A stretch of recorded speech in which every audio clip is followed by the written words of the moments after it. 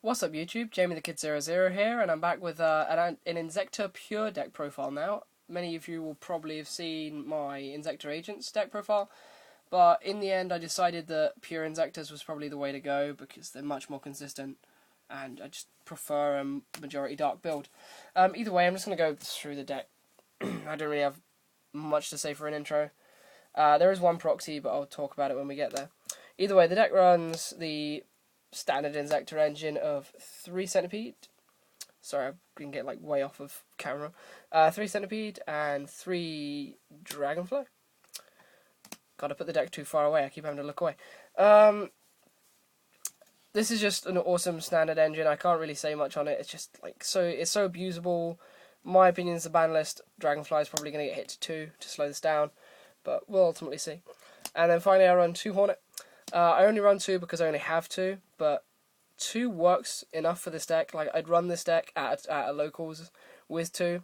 It affects the consistency a little bit, but the deck has really good search ability for it. So 2 is just as good. It's just more vulnerable to things like Crow.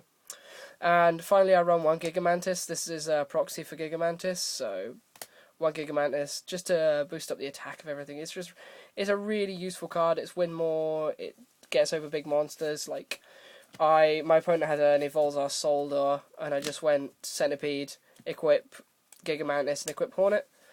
That gave me 2-9 and attacked over. Other than the Inzektors, I run 2 Gen X Allied Birdman, because Birdman has amazing synergy with this deck. It's just absolutely crazy. You can get some awesome synchros with this, and I'll talk about that in a bit.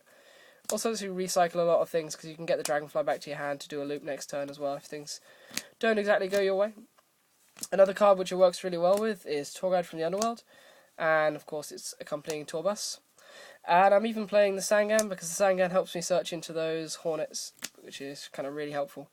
So, I mean, this is my Tour Guide engine, wouldn't take any of it out. I don't like drawing Tour Bus, and Tour Bus isn't that amazing in this deck, but I feel when Sangan is banned, and I think Sangan's going to get banned, it'll become a lot better. So I'm really learning to play it now, so I'm keeping it in the deck just so I can learn it. That's it for the darks of the deck. I run 4 lights for my BLS engine. So I run 2 Thunder Kings and 2 Veilers. I don't run the Max C in this deck for my hand traps. You'll see why in a bit, because like 2 Veilers was still risky for me, and I'll explain that in a bit. But the 2 Thunder Kings and the 2 Veilers really to lock out my opponent from their own searching, and just really to help me stop the combos going off, leave me able to pick things off with my Inzektors. And then I run 2 boss monsters in the form of Dark Arm Dragon and Blackluster Soldier. Dark Arm Dragon, there's so much grave manipulation in this deck that Dark Arm Dragon, you're stupid not to run it, really. And BLS is just BLS, it's an amazing top deck. And with 4 lights, the effect Veilers of which are searchable with Sangan, you just really want to run these 2 easy in this deck. Like, even if you don't draw into them, they're just awesome to draw into. Spell-wise, I run a Monster Reborn, a Dark Hole, a Heavy Storm, a Mind Control, and a Book of Moon as my staples. I run 2 MSTs, I side a third, and 2 Dust Tornadoes, because Shadow Imprisoning Mirror is a grave threat to this deck, and you really want to shut it out as soon as possible. I'm even thinking of siding Decrees to side out my traps too.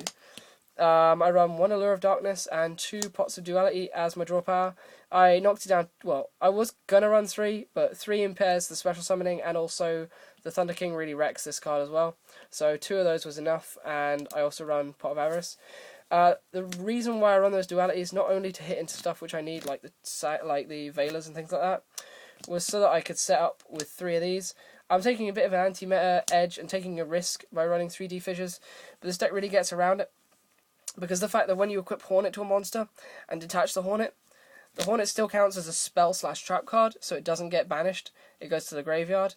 And usually at the end of your kind of Dragonfly and get your Centipede combo like that, you Exceeds and Materials, apparently when they're sent off, when they're detached, go to the graveyard, because they don't count as being on the field or anything like that. Apparently. So clarify to me on that. So yeah, basically, Exceeds Materials, do they get banished or do they go to the graveyard under this card? Let me know, guys. It'd be a big help.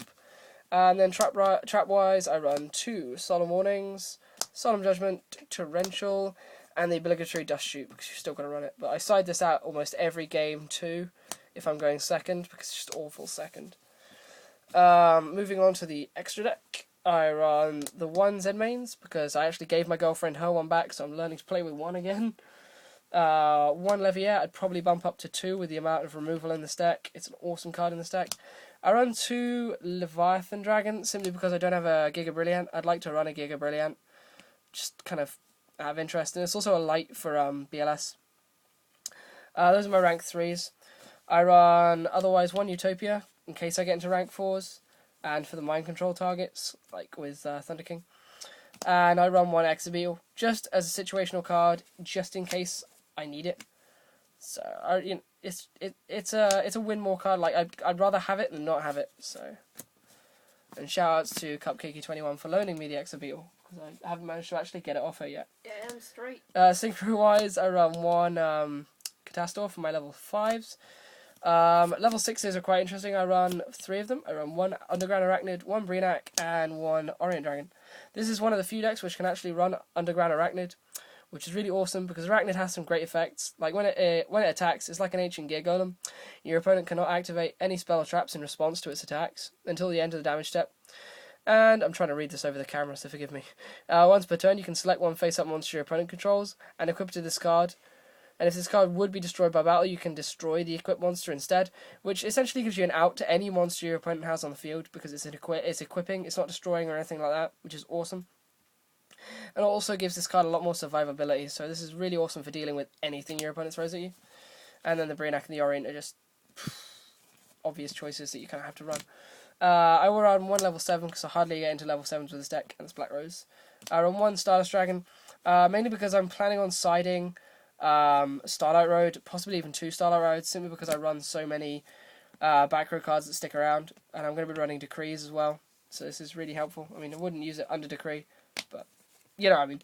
I have stick around cards, so this is really useful to have around. I'll run 1 Scrap Dragon because it's Scrap Dragon. It's just awesome to have around again.